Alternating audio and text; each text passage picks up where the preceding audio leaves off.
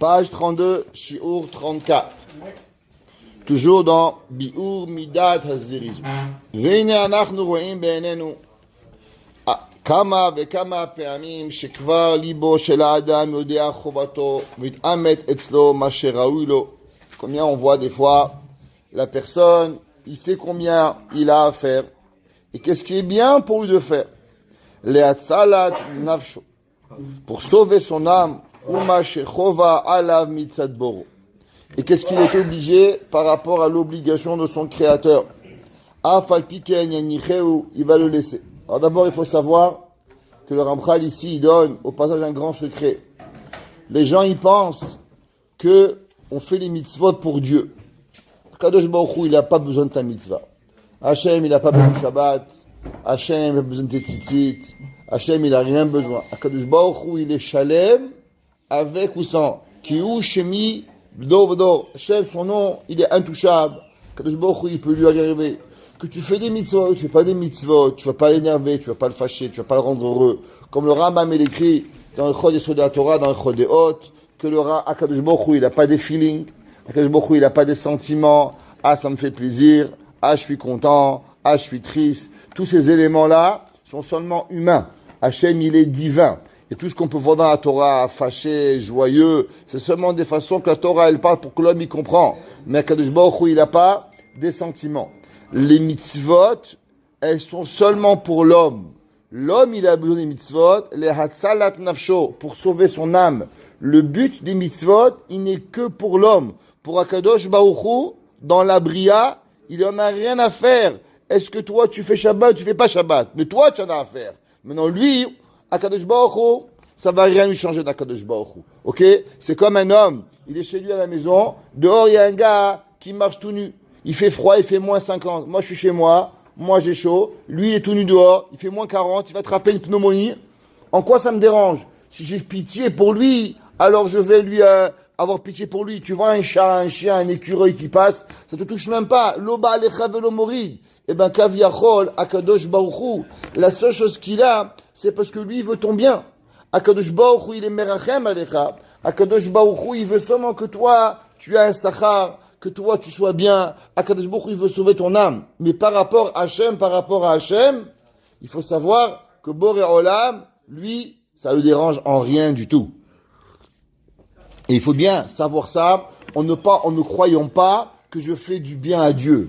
Akadosh Baruch Hu, il n'a pas besoin de ton bien. Akadosh Baruch Hu, c'est lui qui te donne du bien, et c'est pas toi qui te donne du bien. Pareil, sur le Piyur Tfila, quand on dit Baruch Ata Hashem, traduction, les gens ils traduisent béni sois-tu éternel. Non, Dieu, il n'a pas besoin de ta bracha. Tu es pas assez grand pour bénir Dieu. C'est toi, c'est pas béni sois-tu éternel, c'est source bénédiction que tu es Akadosh Baruch Hu. Mekor Hashefa ve'abracha. Akadosh Baruch Hu, il est source de bracha. C'est pas toi qui bénis Akadosh Baruch Hu. Donc le but des mitzvot, 1, c'est pour sauver son âme. 2, c'est par rapport à Yirat Hashem. Akadosh Baruch Hu, il a été metzavé quelque chose. Dieu, il a ordonné quelque chose. Et parce que Hashem, il a ordonné par rapport à la Yirat Shamayim, on est mechouyav d'écouter. Parce que nous sommes infiniment rien. Et Akadosh Baruch Hu, il est infiniment grand. Et vu que toi, tu es infiniment rien de rien et moins que rien, et même rien, c'est déjà trop par rapport à ce qu'on est, et Akadosh Baruch Hu, il est grand, il n'y a même pas un titre, comment expliquer comment il est grand. Alors comment toi, l'infiniment petit, tu peux aller à l'encontre là, de la grandiose d'Akadosh Baruch Hu. Ça, c'est la raison pourquoi on doit se bécailler les mitzvot. Donc, faire les mitzvot, c'est juste pour les rahamim. C'est Akadosh Baruch Hu, mais ça c'est par rapport, mais pour nous, il y a Hachem, ça ne change rien, c'est juste pour nous. Et là, l'homme chesron akarat achovai, et pas parce que il ne comprend pas l'obligation. Velo lishum ta'amacher. Il y a beaucoup de gens qui disent c'est Shabbat. Oui, Rabbi, tu as raison, c'est Shabbat. C'est important, Shabbat. Oui, Rabbi, c'est vrai, Rabbi, tu as raison, Shabbat. Mais quand est-ce que tu veux que je fasse le shopping? Ah, ça va, la semaine prochaine. Il comprend l'importance. Il fait qu'il douche. Comme il dit le Rav Ovadia Yosef, il y a beaucoup de gens qu'aujourd'hui, on peut pas dire parce qu'ils sont Mechalel Shabbat qu'ils sont pas dans le clan d'Israël. Après là, halakha, celui qui est Mechalel Shabbat, il est comme un goy. Faut savoir, il a des lignes de goy, son vin, il est Nesser, il peut pas compter au minyan. Mais, il dit Rav Ovadia, tu vois les gens, tous les vendredis soirs, synagogue. vendredi soir, kidouche, Shabbat matin, synagogue. Tu peux pas dire qu'il croit pas en Dieu. C'est pas possible. La preuve, il fait kidouche, il fait le motzi, il va se bagarrer avec sa femme si elle a pas fait la tchoukchouka. Ouais. Donc ça veut dire que c'est ceux qui croient en Kadosh Baruch Hu. Seulement, alors pourquoi il est Mechalel Shabbat? Parce qu'il croit pas. Et ceux qui croient, Shabbat, il va aller acheter jusqu'à fin fond de la ville pour avoir les chalotes. Il va aller à Miami, il va prendre avec lui les chalotes et les jus de raisin pour pouvoir faire le geffen. Obligé. Alors pourquoi il fait? Une raison. La fainéantise. C'est pas parce qu'il comprend pas Hachem. Il comprend Hachem. Il comprend la gravité. Il sait l'importance. Et la raison, quand est-ce que je vais aller à Walmart? Il n'y a pas le temps après. Ok? Alors c'est pour ça la fainéantise de la chose. Et la mipnei shekevud hatzela mitgaberet alav, la lourdeur de la fainéantise. Vareu omer. Alors la personne a dit ochel kim'a, c'est une gemara d'Ombrachot. La gemara a dit pourquoi un homme quand il rentre à la maison le soir, s'il va pas à un minyan kavua, si un homme il n'est pas kavua dans un minyan, il n'a pas le droit de manger quand il rentre à la maison. Il est interdit de manger jusqu'à qu'il fait arvit. Pourquoi? Dit le Gemara, une personne dit, ochel kim'a, je vais manger un petit peu. Oshen kim'a, shan kim'a, veut dormir un petit peu. Il mange un peu, il dort un peu, et après, le sommeil, il le prend, et il se réveille le matin, et il a raté shahar, il a raté arvit, il a raté krat shema, il a tout raté. La Torah nous dit que le Yetzirah, il vient, il mange une goutte, et une goutte, et une goutte, et après il te mange. La Gemara, elle dit que c'est important. C'est pour ça qu'il faut avoir un minyan kavua. Et même beaucoup de gens, les maïs, c'est préférable de prier arvit tout de suite quand on peut arvit, si on a peur de s'endormir, pour ne pas rater la tefila. Le Yetzirah, il nous dit, mange un peu, allez, c'est pas grave, allez, bois un peu, allez, dors un peu. Allah, il a tset mi beti. Après, il veut dire quoi? Maintenant, en plein hiver, allez, je suis rentré à la maison, j'ai enlevé les chaussures, j'ai enlevé les bottes, surtout au Canada, en hiver, tu as les bottes, le manteau, t'es là, arrête, ça prend 15 minutes pour t'habiller. Après, tu as mangé, tu as le ventre bien plein, Baruch Hashem. Après, tempête de neige dehors, tu dis, allez, encore, on va nettoyer la voiture. Ça, on fait pas vite. Et après, on rate vite. Tu sais pas que c'est important vite? Bien sûr, tu sais que c'est important vite. Alors, pourquoi tu l'as raté? Ça y est, je suis fatigué, la journée, les enfants. Rabbi, ce matin, j'en pouvais plus ce soir. Là, pourquoi tu n'es pas parti directement faire vite au minyan? Mais moi, j'avais faim. Quand pour que tu as faim, tu as raté minyan. Eh ben, ça y est, Sarah. Béhémet, quand il réfléchit, il dit, mais je suis fou. J'ai raté la tefila pour un bout de poulet. Comment c'est possible que le poulet est mieux que je beaucoup? Mais je suis un malade mental. T'as raison. Mais quoi? Le Sarah, il te mange. T'attrape doucement, doucement, et après t'arrives. Et j'ai déjà enlevé mon pantalon, je me suis mis en t-shirt, j'ai enlevé mes babouches. Echacha el bashena. Comment je vais me rhabiller? Chama azaba olam. Après, il va dire, des fois, c'est l'inverse. Il est en hiver, il dit, il fait chaud, j'ai enlevé ma chemise, je me suis mis en short. Même Yachid, c'est mieux de faire? Même Yachid, faire arbitre que si tu as peur de rater, bien sûr, si tu sais que tu n'as pas la synagogue, tu n'as pas le droit de manger. Faire vite, après tu manges. Mais exact. Mincha et arbitre, ça c'est problématique ou tu peux faire mincha, manger et après faire arbitre? Tu peux faire arbitre après si tu as un minyan. Pareil, la personne, quand elle a chaud en été, il a les mêmes excuses. En été, il fait chaud, en hiver, il fait froid. En printemps, il pleut, ça fond la neige. En automne, il pleut. Il y a toujours des excuses pour pas avoir. Chez les chassidim, ils avaient l'habitude de jamais enlever la veste durant toute la journée. Pourquoi?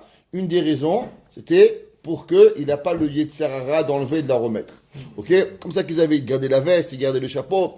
Ils se déshabillent pas cher qu'ils vont dormir. Comme ça, quand ils vont aller vite. Chez Sepharad, c'est pas très connu ça, en tout cas à Montréal. Et pourtant, chez Ashkenazim, oui. Tu vas vendredi soir, par exemple. Vendredi soir, dans tous les Mekomot Torah, surtout en hiver, tu rentres, tu viens chez nous à Yeshiva, au Kollel, à Midrash, c'est plein. Tu vas à 8h du soir au Kollel, il y aura 200 personnes qui viennent étudier. Vendredi soir, les gens, ils finissent de manger, ils prennent les enfants, ils vont faire Havruta avec leurs enfants. Pourquoi? Parce que c'est pas aller, on mange, on boit, on dort, c'est pas mettre trop boulot dodo. Il faut être makdish le temps. Dans les yeshivot, dans les mekomot Torah, on pousse énormément. Moi, je vois mes enfants, tous les vendredis soirs, ils ont des activités avec les rabbanim, les rabbis, ils les amènent au kollel. Pourquoi? Pour les habituer que vendredi soir, spécialement en hiver, on n'est pas du matin au soir en train de dormir. Pareil en été. En été, c'est un peu plus long parce qu'on mange tard, on mange vers 8h30, on finit vers 10h. Alors c'est tard. Le Shabbat après-midi. Les gens, ils finissent prière à 11h. Et allez, combien tu vas aller au parc? Combien le parc? Le bonosh et l'olam?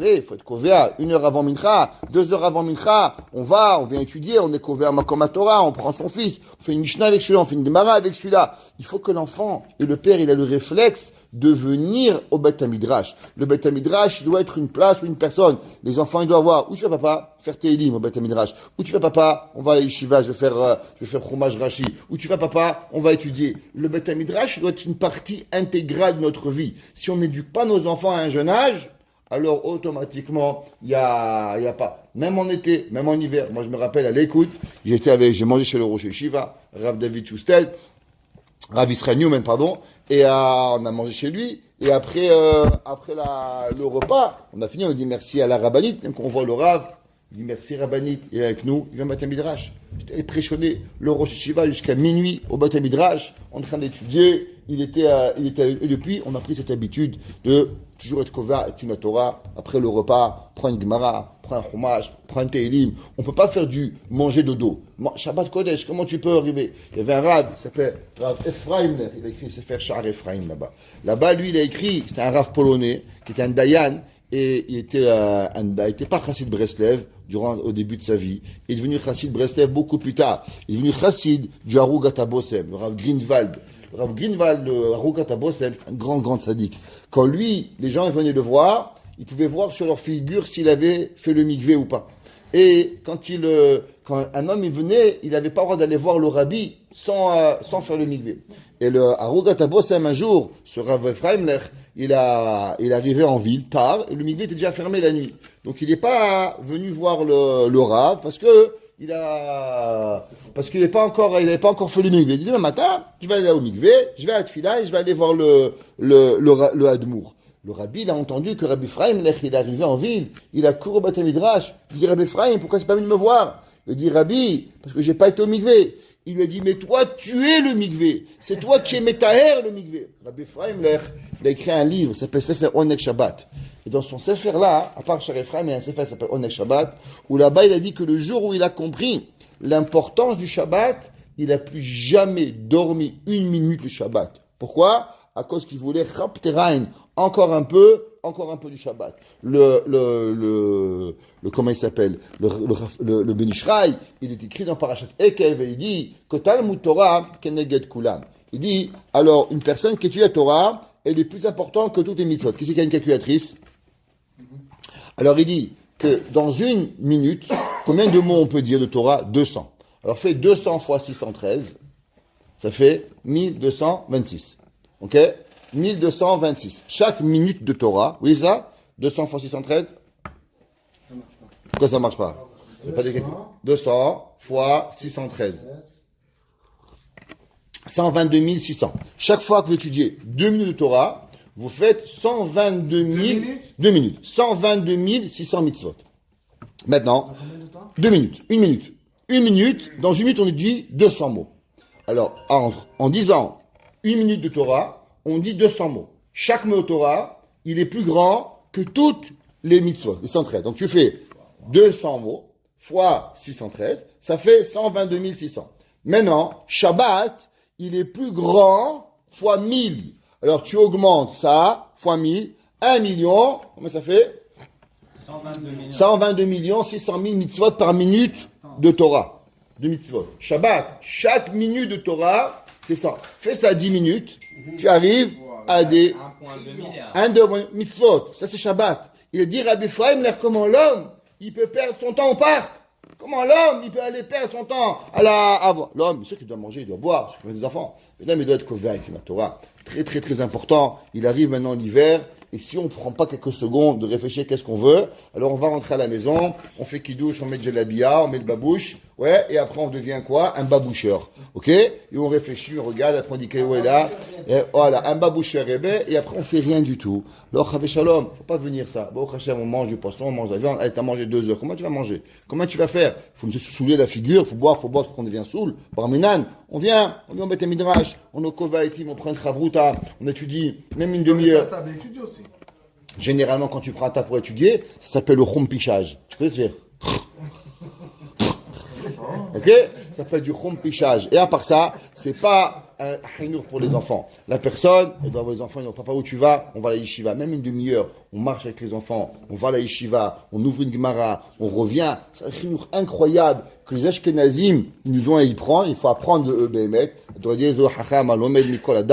Olam Yeshiva, à combien on doit apprendre de eux, que là, le Beth Midrash, il est leur maison. Le Beth Midrash, c'est là-bas qu'ils vivent, ou le maximum de temps qu'ils peuvent y passer, alors ils vont apprendre. Pareil ici, Vechol, ouais, Chama Aza Baolam, Hakara Rabba Okshamim, il fait beau, il fait chaud, Vekol Sharam Talot Vatoanot, et toutes les possibilités, Asher Pia Tzelim Male Bahem, comme il disait le Rosh Yeshiva, le livre des excuses des feignants, il n'est pas encore terminé. Ils donnent tous les jours une nouvelle excuse.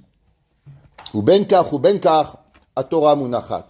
Et à la fin de tout, la Torah, elle est posée, elle n'est pas faite. Va avoda, mais vous telet. Et généralement, ces gens-là aussi, ils étudient pas, mais aussi pour leur travail, ils sont feignants. Et leur midot, vea adam, ozev et boro. Et les gens, ils abandonnent à Kadosh Baruch Hu.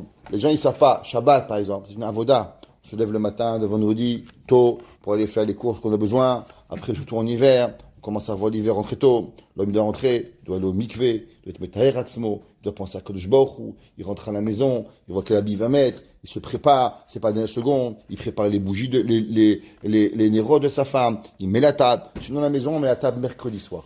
Mercredi soir, la table, elle est mise. Pourquoi? C'est marqué dans le Chida. Le Chida, il ramène que, c'est marqué que la personne, s'il est hayav du Gainam, alors on l'enlève du Gainam Shabbat. Il demande le Chida à partir de quand on le sort du Gainam pour Shabbat.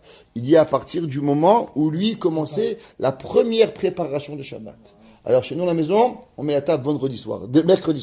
Dès qu'il vient mercredi soir, on met la table. Si par moment on est chayav de Gainam, au moins mercredi soir déjà on va sortir du Gainam. Hein. Qu'est-ce qu'on va faire? Préparer les plats et les fourchettes et tout. Toute la table, elle est mise. A à Z. Tu manges durant la semaine.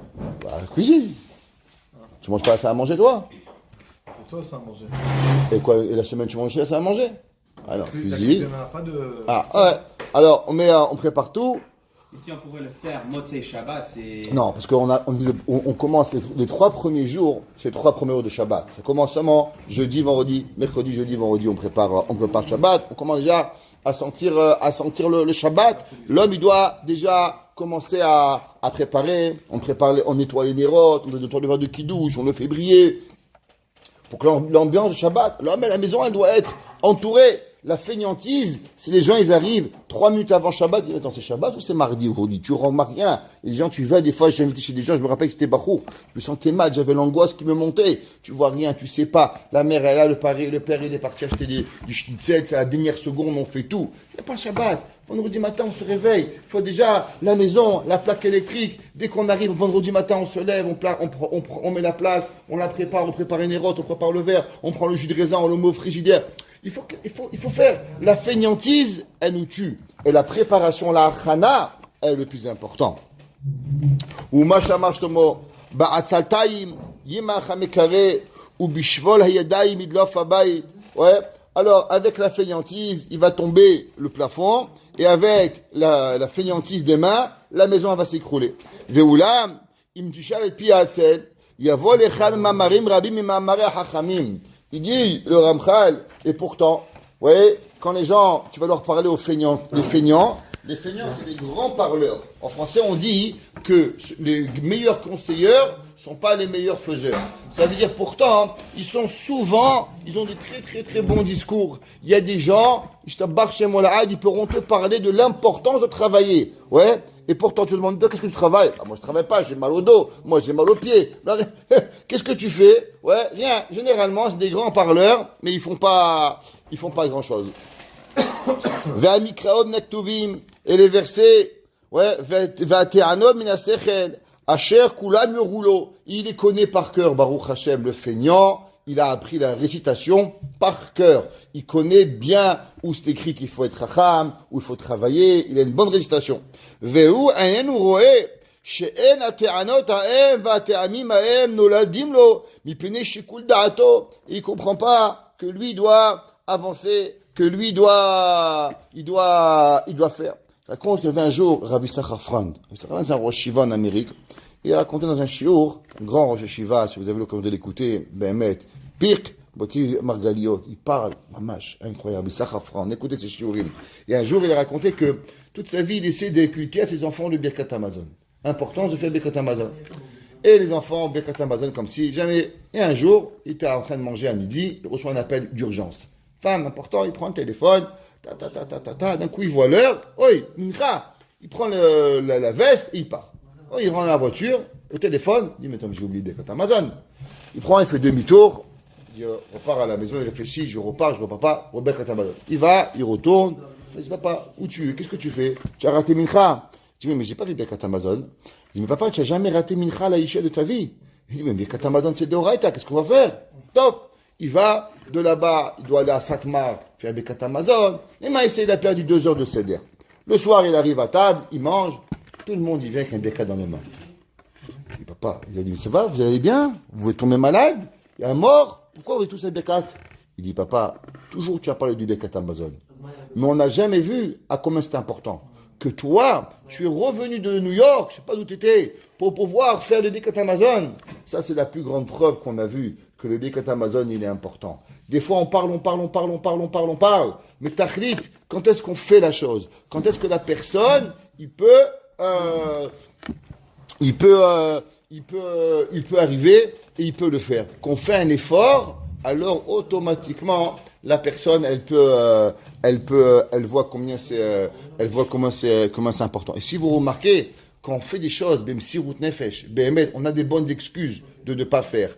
Et on le fait, c'est là que ça pénètre dans le cœur de nos enfants de pouvoir le faire. On va pas rentrer des histoires personnelles, mais chacun de nous, nous avons nos propres histoires où on a vu qu'est-ce qui était important, qu'est-ce qui n'était pas. Et là, mimekom atzal tohem novim. Et en vérité, tout ça vient de sa fainéantise. Asher biota igoveretbo. Parce que la fainéantise, elle grandit chez l'homme, comme on a dit, doucement.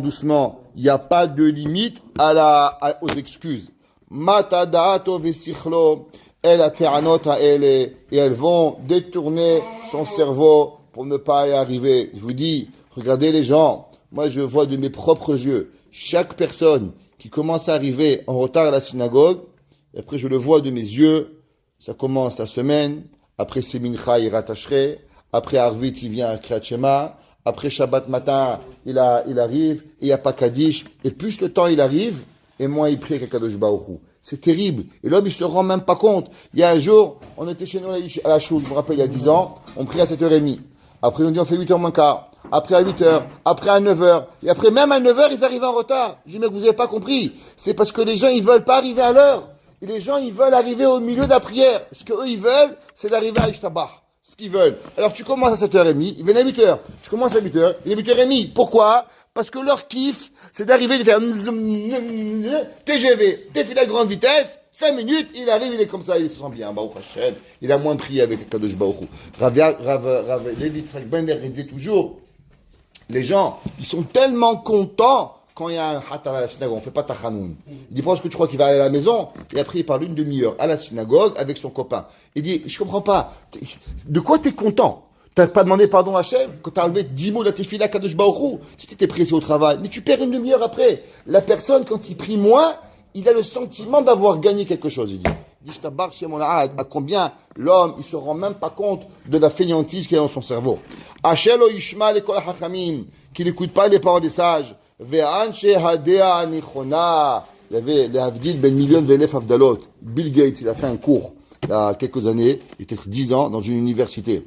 Et il a dit, n'oubliez jamais que votre patron, il va être beaucoup plus méchant que votre maman. Et n'oubliez pas que votre patron, il va être beaucoup plus sévère que votre professeur à l'école. Il dit parce qu'à l'école, le maximum, t'as un petit renvoi, un petit mot, on t'envoie à la maison. Maximum, ta mère, elle te punira de chocolat parce que t'as fait une bêtise. Mais il dit, mais quand tu vas arriver au travail et que tu arriveras à 1, 2, 3, eh ben, tu seras retrouvé sans travail, sans aide, tu finiras un homeless. Et si tu crois que la vie, elle est difficile quand tu as 15 ans, t'as pas encore goûté à la vie quand tu auras 30 ans. Ok? Il aurait dit, arrêtez de croire que vos parents méchants et que vos professeurs ils sont méchants. Ils vont sans donner un petit goût de la véritable vie qui vous attend dans votre vie. Comme ce qu'on a dit, il a dit Bill Gates dans une université. L'homme, il croit, ouais, le professeur, il est méchant, il m'a pas dit, le rabbi m'a pas dit bonjour. Mais qu'est-ce qu'on est? On est des clowns ici. On est à la yeshiva, on étudie, ta femme, faut travailler, des enfants.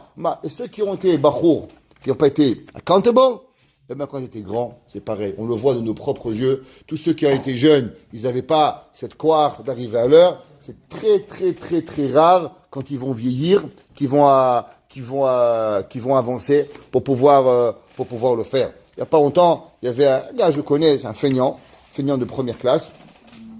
Et il y a eu un problème, on a compté sur lui pour quelque chose. Et on dit, là, tu es obligé de venir. Il dit, oui, promis. Le matin, il ne s'est pas levé. Il a planté 2000 personnes.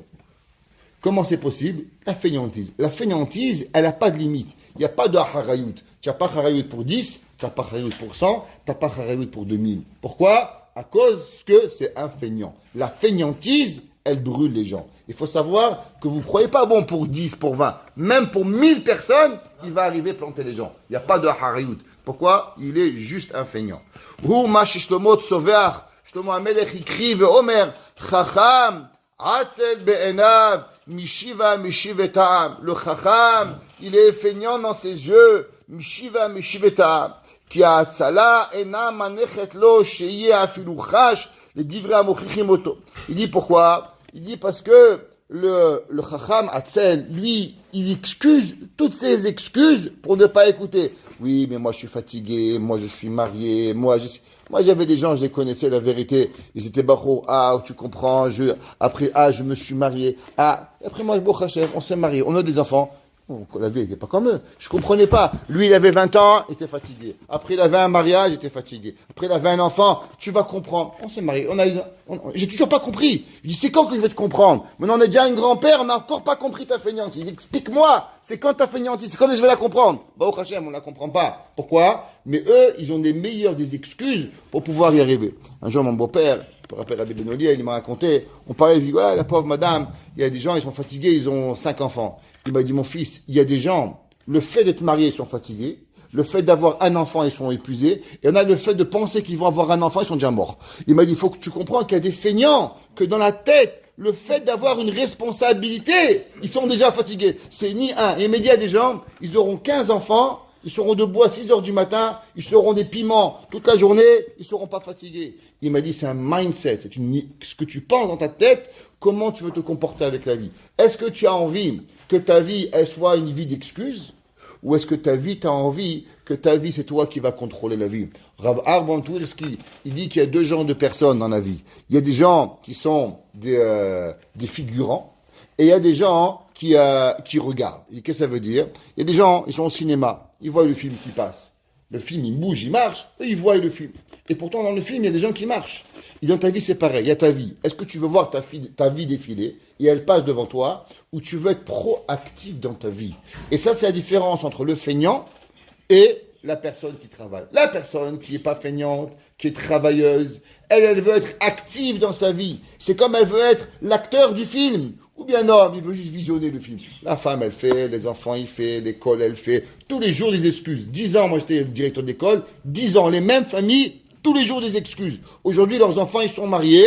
Les mêmes excuses, leur mari et leur femme, ils me rappellent ce que leur mère me disait il y a 25 ans, leurs mêmes excuses. Ça passe de père en fils. C'est une maladie qui se passe et ça continue. Pourquoi? À cause qu'ils n'ont pas compris qu'ils doivent être un acteur dans leur vie. Ils doivent prendre leur vie en main. Et c'est que Shlomo HaMelech, il écrit, il dit, Ela yarshov ha'akol etoim shudim ve'u levado chacham. Et généralement, l'excuse, c'est qu'il veut toujours nous expliquer, c'est que lui, il est intelligent et que nous sommes bêtes. Les gens qui disent, attends, je t'explique, généralement, c'est qu'il n'a rien compris à la vie. Il dit, Shlomo HaMelech, il voit tout le monde en train de travailler. Lui, c'est un feignant. Et c'est à lui qui veut venir nous donner des explications. Pourquoi? Parce que lui, il croit qu'il est dans la vérité. Et ça, quand un gars dit, attends, je t'explique la vie, t'as compris que le pauvre, il est malade. Ça s'appelle une maladie. Au Hachem, ça ne s'attrape pas, cette maladie. Mais en tout cas, on doit faire tout notre possible pour ne pas tomber dans cette folie et d'être un Oved Hachem, de servir Hachem. Et c'est une des raisons pourquoi mon cher Rabbeinu, comment il s'appelle? Eved Hachem.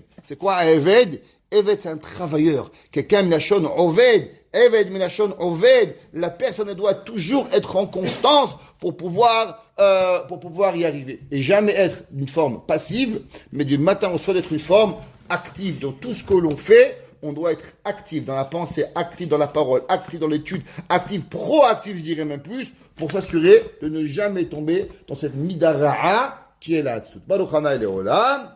Amen ve amen.